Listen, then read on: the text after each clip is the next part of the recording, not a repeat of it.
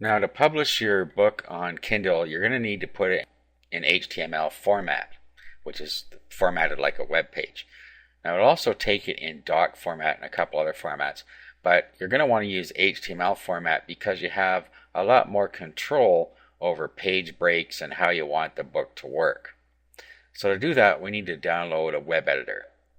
Now, the one I like to use is called Composer. Compozer.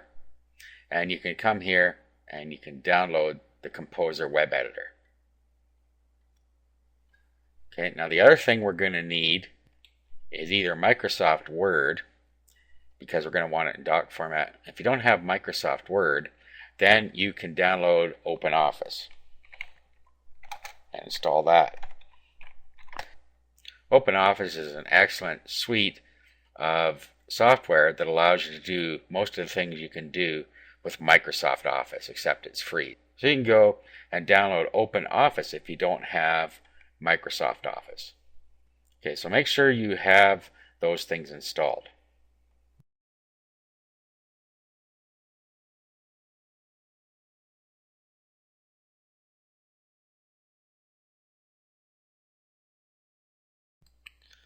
Okay, now we're going to go over a couple of Amazon help sections here.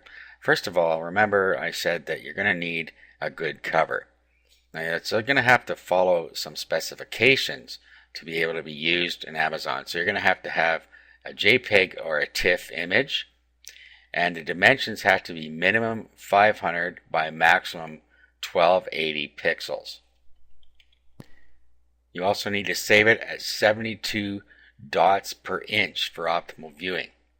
Make sure that you follow these specifications so that things display properly in your ebook cover.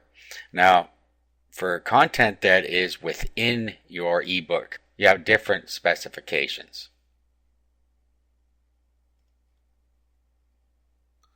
Okay, so if we go here, you can use GIF, PNG, BMP, and JPEG images. Maximum size is 127 kilobytes. And all images in your content are going to appear in black and white. Even if they're color images that you're using, they're going to be black and white when people display them on their Kindle devices or their smartphones. So keep that in mind when you're creating images and putting images into your product. Now, if you are able to create your own images using software, then of course you should go ahead and do that. If not, you can outsource that work and have somebody create it for you. But you need to make sure that it's a professional looking image, because that's going to be what gets the attention. When somebody's creating images for you, or if you're creating them, you're going to need to either purchase stock images or you can go and find public domain images. Here is a site called Wikimedia where you can find free images, but you still need to check the licenses out before you go using the images, just to make sure that you're in compliance. Now, if you go down to this side, you can see that we can look by topic. So we have all these different topics, and you can go in here and see if you can find something that will fit your needs. So this is the free way to go. And then of course you can go to the stock image sites and you can purchase images if you'd rather do it that way, and if you have the budget. Okay, so I'm going to go down to drawings here. And then within drawings, we have all these different subcategories here that we can pick from and find a drawing within those that we might want to use. Okay, so here I checked on drawings by theme, and then it gives me some choices here. So let's just go through an example. Say drawings of people. Okay, and then we can break this down further. We have all different kinds of drawings. Okay, so let's go into drawings of men, for instance, and then we can break this down even further. You can also just roll down and you can just have a look at the different drawings here.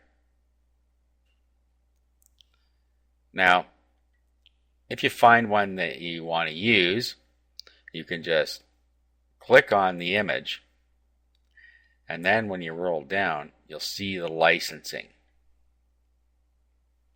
Okay, you'll see it's licensed under the Creative Commons Attribution Share Alike 3.0 Unported.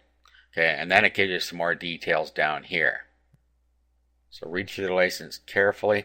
And then down here you have the file history. It just shows you any changes that have been made to it. Okay, so if we're going to use this one, we can click on it and just do a right click. And then we can just do Save Images in Firefox. Depending on the browser, it'll be worded a little different, but let's save this one. And then, okay, so now it's on our computer, and then we can take it and use it in our ebook cover creation. So just be aware that you need to be aware of the license terms of any image you're using and any images that you purchase. A good idea is to purchase the images yourself and then give them to somebody that's going to create the book cover for you. That way you know that they are using images that they have the legal right to use. You don't want to get caught using images that they may have taken from Google Images or from somewhere else that they didn't have the rights to.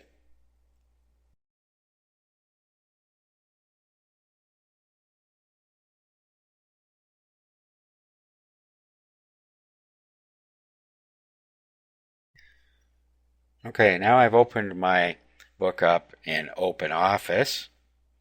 And what we need to do now is convert it to HTML format. Okay, so we can do File, and then we can go and do a Save As. Okay, and then down here, we want to turn it into HTML. So HTML document.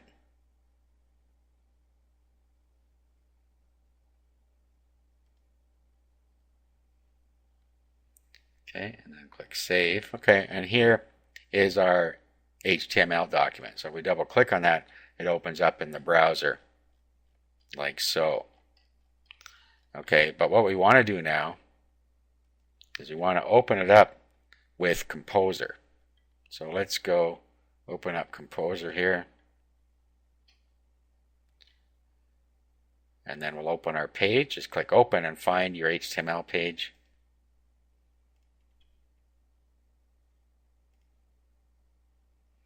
Okay, as you see, we have an issue here. Okay. All right, now what we could do now is create a table of contents.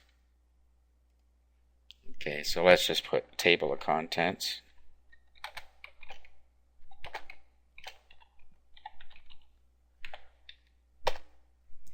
Okay, and then what we want to do is we want to create clickable tags to each part here. Okay, so we'll say overview.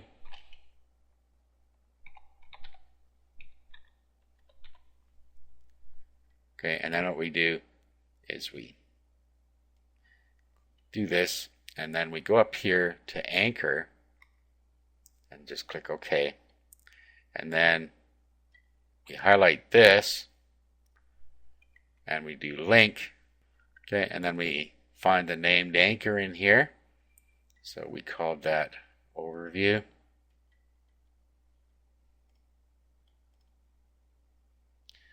Okay, so then we do the same thing again. Now this is just a short report as an example. Of course, you're going to have something more substantial than this. Anyway, let's go back to the anchor.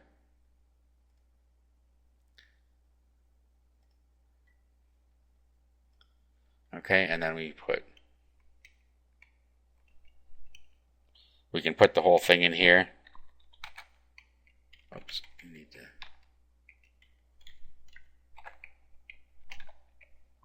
Or whatever you want to call the table of contents item.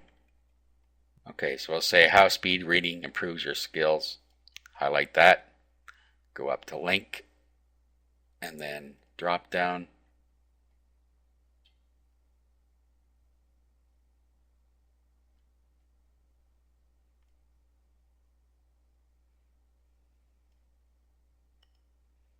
the anchor there, click OK.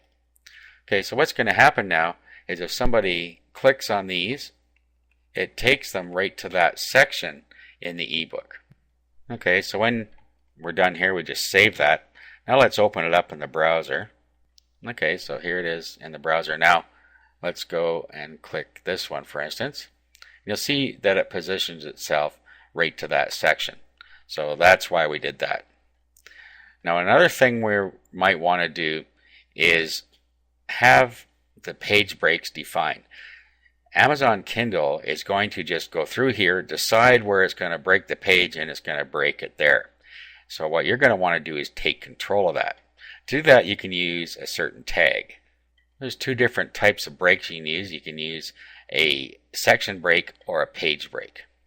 So to put in a page break, what we do is just decide where we want to put it. So we want a page break right before here. So we can insert and then HTML. And then here's the tag you use. So just use that tag, and you can find that in the Amazon help and insert it there.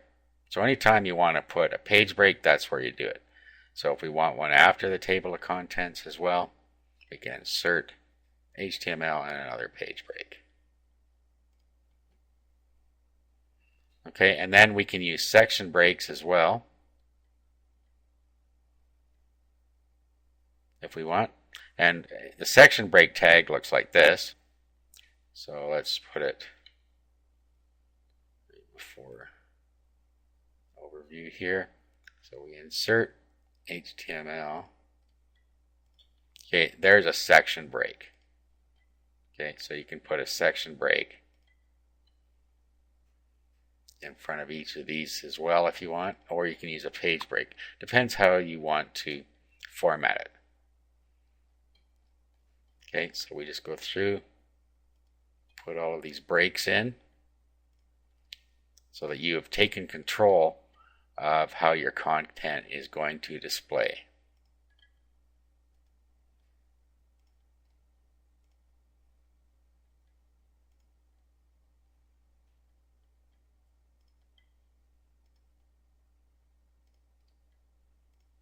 Very important, because otherwise Amazon's just going to do that wherever they feel like it.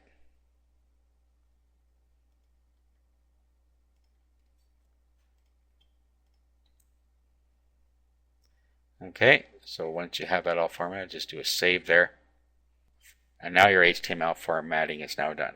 We're going to continue with the formatting process in the next video.